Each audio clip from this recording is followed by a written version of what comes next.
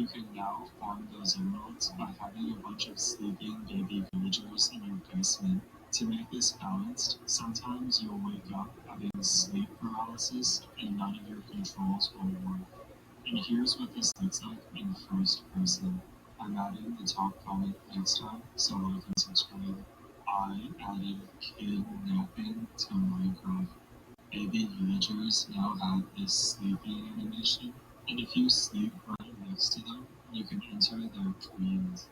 Most of the time, their dreams will just be a little confusing, and the world generation might be a little bit off, but all my dreams are about being chased by this man. So you can really stream sometimes, and sometimes you can watch them have a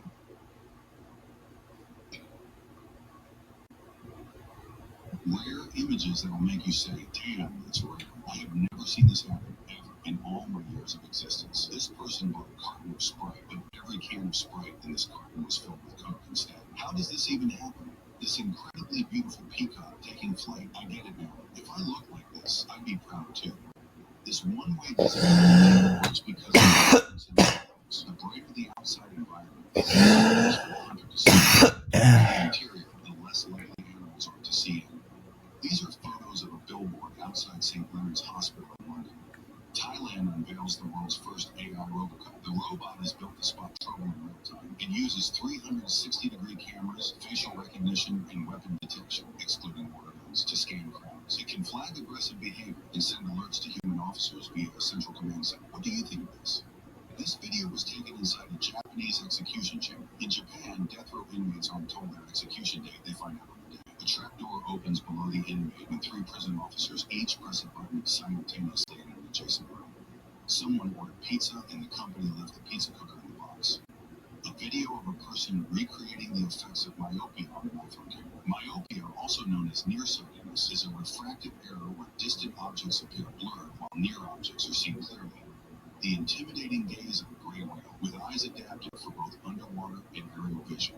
These robotic snails were developed by engineers at the Chinese University of Hong Kong, using magnets and vacuum suction cups to climb walls and swarm together for off-road tests. A clip of this lioness as it tries and fails to carry her already grown cub, just like she used to when it was a baby. The cub looks kinda embarrassed about it too. Apparently we can twist our eyes around its pupils. Looks really freaky though.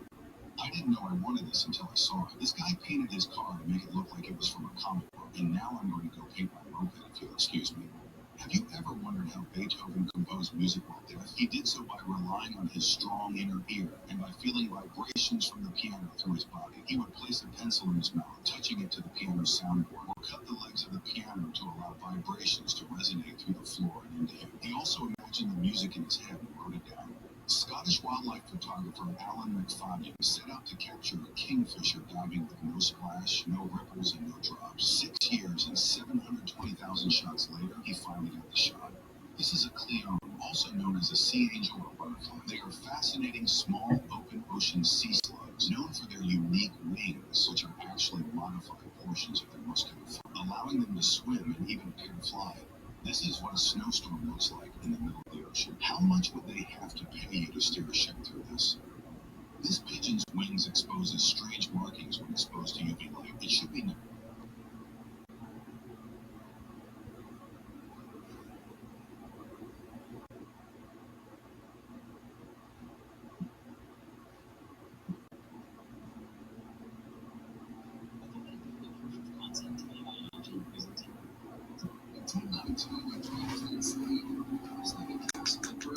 Modern day Iran. Sounds cool, right? Well, not really. Tommy couldn't have been worse. Your family's excited, sure. On the 7th day, they even named you after your grandfather. Dude died in battle years ago. Hopefully, that's not foreshadowing. But speaking of battles, you're basically born into one. Turns out, the castle you're born in, yeah, it's been under siege for months. The Seljuks are outside. They're not exactly here for tea. Your dad and uncles are out there fighting for their lives. But hey, your birth gives them a quick excuse to catch their breath. Probably the last good news they'll hear for a while. After the naming, yep, back to dying. Life inside the castle really sucks. No one's coming in. No one's getting out. Food? Basically gone. Water? Good luck with that. The little that's left is stupidly expensive. If you're not rich, you're probably dead already. Or, on the menu. Yeah, rumors of cannibalism are going around. Nothing screams happy childhood memories like wondering if Uncle Regis planted to season you with some salt and pepper. By the time you hit 7, the siege is finally over. The Seljuks are defeated, and your dad made it through, minus an arm. But hey, survival is survival, right? Could have been worse. You could have been dinner. Of course, 7 years trapped in a starving castle leaves a mark. You don't just dislike the Seljuks, you absolutely hate them. Like, ruined my childhood level hate. And you're not alone. Turns out you have an older brother, and you two are basically trauma bonded after that experience. But it wasn't all starving and praying your parents didn't die. The adults made sure you learned a few things. How to read, drilled Islamic doctrine into your head, and made sure you understood exactly who you were. Nizari Ismaili, persecuted by pretty much everyone. They tell you about Sayyidina Hassan I Sabah taking Alwood Castle, and how now it's your turn to pick up where he left off. And honestly, you're here for it. By the time you're old enough to understand what a sword does, you've already decided. You're going to use it. There's no let's talk it out in this era. It's simple. Kill or get killed. Your brother? Same mindset.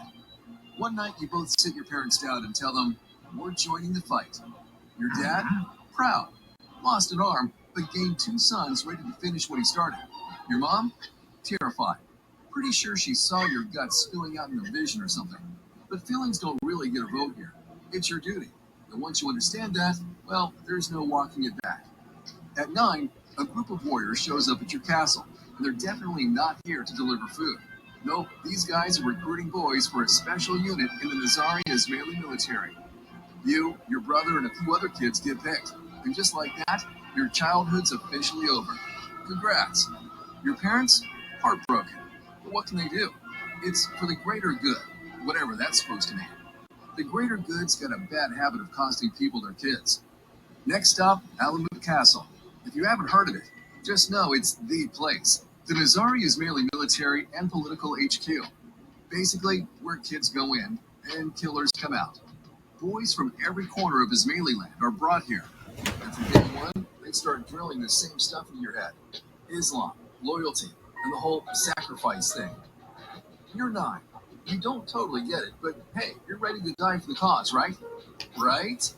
After a week, they reveal what the special unit really is. You're not just soldiers, you're fida'is, or as outsiders whisper, hashashins, killers, shadows. From now on, everything changes, including the way you dress. Heavy armor? Bright colors? Forget it. They give you simple, dark tunics designed to vanish in a crowd. A cloth sash secures your blade. Soft leather boots keep your steps silent. A hood? Plain. Forgettable. You can pull low anytime someone looks a little too closely. Your job? Killing very important people. Oh, and one small catch. You're expected to die doing it. That one stings. You and your brother share a look because, yeah, that's not exactly what you signed up for. But no one complains. So, training starts. First, they break you physically. You run endlessly until mountains feel like warm-up jogs. Then they throw in climbing. Mountains, trees, castle walls. Quick, silent, like a shadow. It's brutal. Some of the kids don't make it. And when I say don't make it, I mean they literally die during training. But you survive. And so does your brother. Because if there's one thing you're both good at by now, it's not dying. At least, not yet. After a year of this nightmare, they finally hand you weapons. You meet your new best friend, the Jambia. A curved dagger that's basically designed for getting way too close to someone. If you're swinging this, it means you're close enough to smell your target's last breath. And trust me, that's exactly how the assassins operate. Up close, unseen, and absolutely final. But being a killer isn't just about stabbing people. Nope, you also learn to blend in, become invisible. Literally anyone, anywhere. They teach you languages, religions, customs, stuff you didn't even know existed. One week you're pretending to be a merchant, next week you're posing as a wandering monk. Basically, you become whatever gets you closest to the target. 10 years. That's how long this goes on. By the end, you and your brother are ready. Not just to kill, but to die. No running, no escaping. Confirm the kill. Whatever happens next, doesn't matter. Paradise secure. Then comes the day that proves it. One morning, the Grand Master, the guy, calls all of you to the peak of a mountain. Says it's a loyalty test. You know it's bad when someone uses the words test and mountain peak in the same sentence. He picks 3 students at random. Lucky you, your brother's one of them. You feel your stomach drop, but you don't say a word. The Grandmaster starts reciting scripture about duty, sacrifice, paradise, stuff you've heard countless times. But this time, it feels real. And then, he gives the order. Jump. No hesitation. Your brother doesn't even look back. He leaps instantly, along with the others. The sound when they hit the ground, you'll never forget. Just this sickening plop echoing off the rocks. They're dead. You don't cry. What's the point? He secured his spot in heaven. But damn, you're gonna miss that goofy smile. The Grandmaster looks around and smiles, because he knows if he picked 10 more of you, you'd all jump. Right then, he declares training complete. No time to mourn. Not that you want to. You get your first mission immediately. Infiltrate the Seljuk castle and wait for orders. Honestly, you're hyped. You've dreamed of this moment.